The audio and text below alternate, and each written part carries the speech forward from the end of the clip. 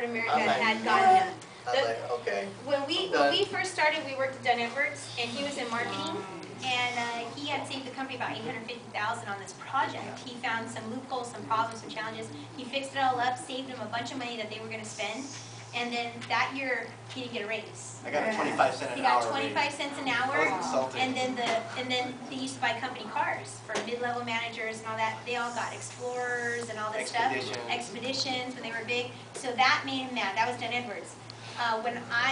When Dunn Edwards' situation came up where he ended up leaving Dunn Edwards before, and we were still in Primerica, he ended up quitting Dunn Edwards before I quit Dunn Edwards. But he moved to ICI, another paint company, real fast. And he was only there 9 months.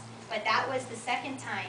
There was the convention, he had only been there about 5 months, 5 or 6 months. And then on that 8th month was when that guy told him, if you don't watch out, I'm going to do you. So now corporate America got him twice. So then that's when it kind of all compounded. The perfect storm came, and then he was like, all right, we're going to do this. And I'm like, we are? So the month he quit, we went full-blown crazy so we can get our regional leader promotion, and then he quit. So that's kind of, so corporate America, yeah. Thank goodness for them, though. That's our breeding ground. That's where we get our best people. Yeah. What does your daily schedule look like? A lot of people ask that, and I just have to be honest. I'm a schedule type person because I'm a S-type personality. You guys know the star? Okay. I'm S squared. Okay. But Allan is A-type. Yeah, Allan is an A-type personality, so schedules don't mesh with him. So he didn't like having to schedule at a job. He definitely doesn't like having to schedule when he's on his own. So really, schedules are not our thing. I hate to break that to you guys, but I mean honestly, and Allan's the lead runner. You know, he's the head runner, so I follow suit. I mean, I don't really have a schedule. We just know that we need 2 appointments at night. Right, and that's our #1 job is to make sure we have 2 appointments at night. If we don't have 2 appointments, we're finding 2 appointments. We just make sure we're inviting someone to the next opportunity meeting, and we just make sure we're getting like at least 5 numbers a day. I don't care how we do it, when we do it, but it just needs to get done. There really isn't a schedule for us. We don't work like that.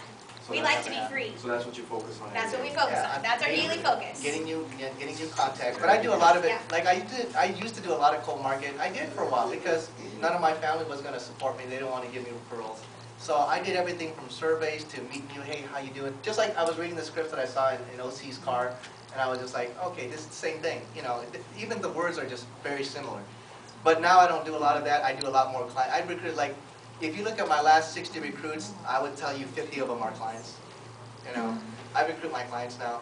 And it just makes sense to me because they already know. It's not like you have to tell them what you do. They pay every month. I mean, they know what you do. It was just a matter of, hey, look, let's get together. It took time to build that, though. So yeah, we did a lot of cold market prospecting. I did a lot of that. We used to do surveys in a parking lot where we had a clipboard and we asked 3 basic questions. And it was like, do you live or work in the area? Yes. Have you been at your job for less or longer than 5 years? And then the last one was if you could make an extra $1,000 to $2,000 a month part-time or change careers in the 6-figure income range, would you be open to more information? They said yes, they said no. If they said yes, great, what's your number where we can reach you? If they asked what it was, we say, hey, look, we're just here collecting numbers. A manager will call you from the office. That was it. And we just ran through those. He would talk to 100, I would talk to 100. We'd get 75 no's, 25 yeses. That was about that's how that pulse went with that.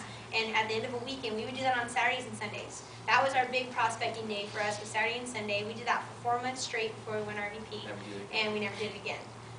And now we just pick up 5 numbers a day. We would pick up 5 numbers a day after that. But we had front-loaded it so heavy with those surveys, and it worked for us. Now, we also did business card calls where if you went into a restaurant and they have a goal like win a free lunch, we'd grab a handful of business cards and take them home with us. And then we would call them and say, hey, how are you? My name's Nicole Medrano. I'm a recruiter for a company. You know, we're looking for some sharp people. I have your business card here.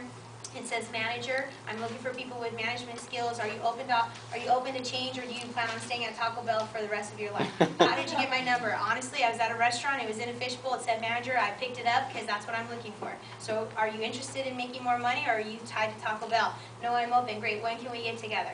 Okay, we have a business overview in a group setting on Thursday evenings at 7 o'clock, or I can meet you during the day on your break. What's better for you?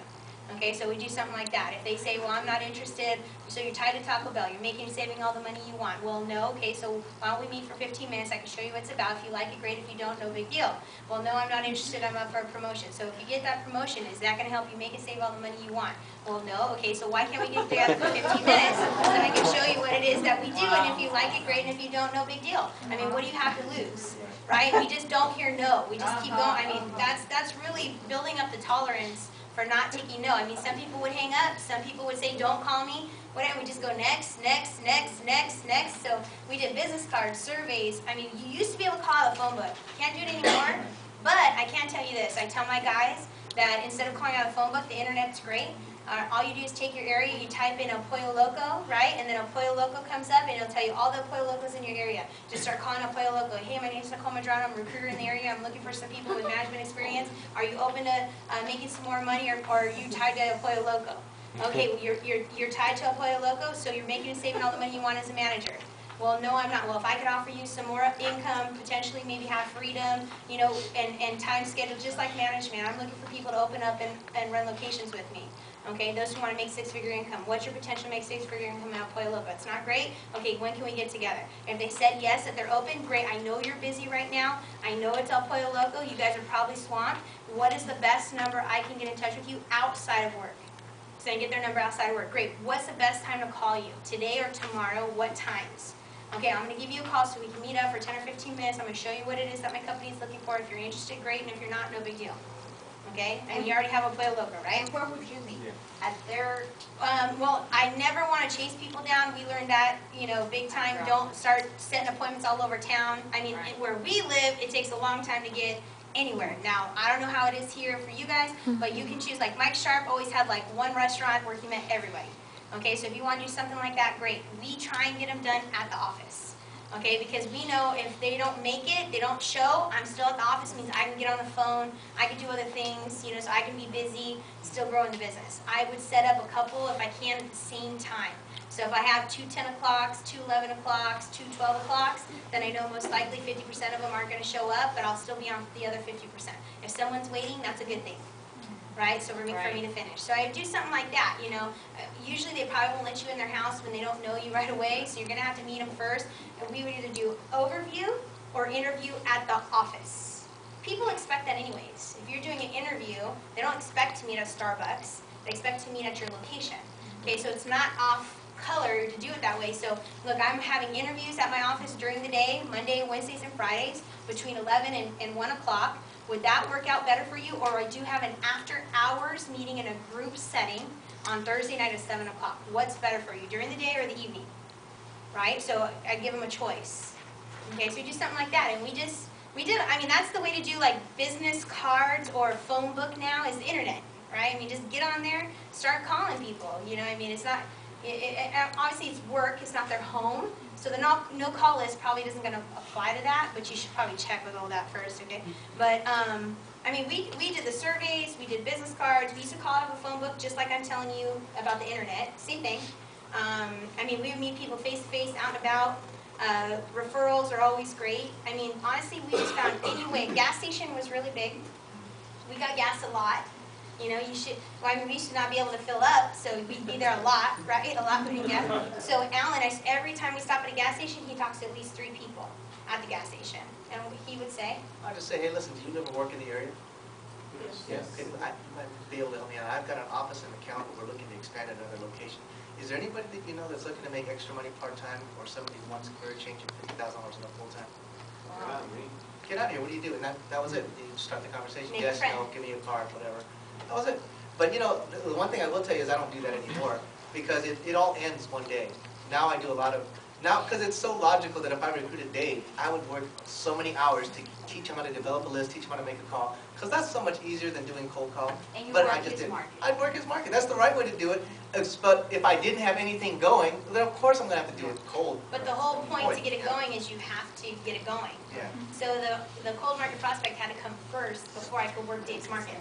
Because I There didn't was have no a working big Dave's market. market if Dave wasn't there. I had to find Dave first. Okay, so the cold market, like that. See, a lot of my guys, I don't understand why our RVP always told us cold market. Think of it like one big giant pool with ice cubes in it.